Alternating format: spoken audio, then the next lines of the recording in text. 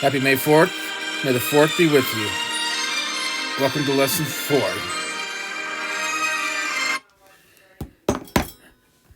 All right, here I'm going to make a couple videos about these and post them in links to help you guys out since I'm not there right now with you. Let's start off here. Math talk. Solve these equations. What values of variables make each equation true? Let's see. I don't want to do too much for you guys. Try to do this on your own, okay? Just watch the video if you need to get some help. Some of you might be able to figure this out, or at least try it on your own before you look at the video, right? Okay, we're doing inverse operations. We're trying to get a all by itself here. So, look at the first one. I got 6 plus 2a equals 0. We're trying to get a all by itself. First, I'm going to have to get rid of the 6. So you want to think to yourself, how can I send the 6 over here with the 0? I need to cancel out positive 6. So my inverse operation will be minus 6. If I do something on one side, I got to do it to the other. So then we end up with 2a equals 0. And now I need to get rid of that 2. I got 2 times a. So I'm going to think, what's the opposite of multiplication? To cancel out that 2, I'll just divide by 2.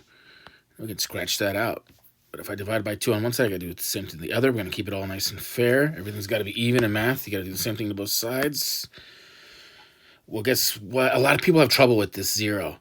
I've seen a lot of students struggle with this. I think I remember struggling with it when I was in high school.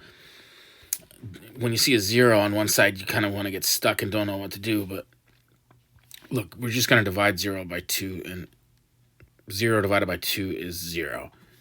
We never divide anything by 0. You can't divide 2 by 0. That wouldn't work. But you can divide 0 by 2. Half of 0 is nothing. So a equals 0. How about that second one? I believe most of you guys can figure that out. We just did it in that first one with a 2, right? How are we going to cancel out that 7? I need the opposite of multiplication. And I'm going to do it to both sides to get b by itself. 0 divided by anything is going to be 0. Down here, 7 equals c. I'm sorry, 7 times c minus 5. So we need to kind of remember, when you normally with your order operations, parentheses would come before multiplication or division.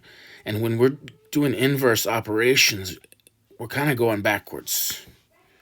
So when I look at this, I'm thinking, hey, this is all stuck together in here in the parentheses. Before I can get in there to mess with that minus 5, I've got to do something with this 7. So it's 7 times c minus 5, the opposite of multiplication. We're going to divide by 7 over here. That cancels that out. We divide one side by 7. We got to divide the other side to keep it even. 0 divided by 7 is 0. We are left with c minus 5 equals 0. And how are we going to get rid of the minus 5? I got to do the inverse operation. Add 5 to both sides. Now, 0 plus 5.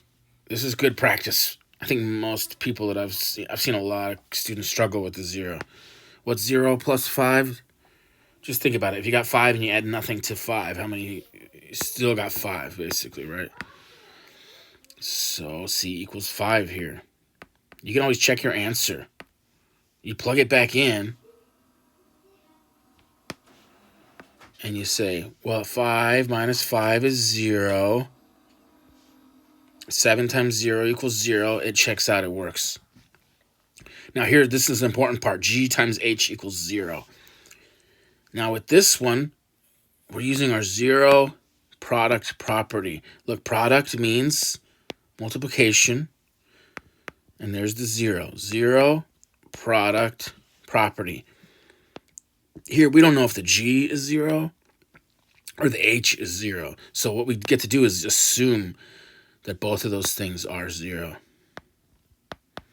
And this is critical to solving quadratics using a factor form and the zero product property. Okay, so you're going to take that knowledge of how to know that both of those are 0 and start applying it down here. Where anywhere where you see things are being multiplied and they equal 0, we're going to be able to use that with all this stuff down here. You're going to get 2 answers for all of these, 4 through 7.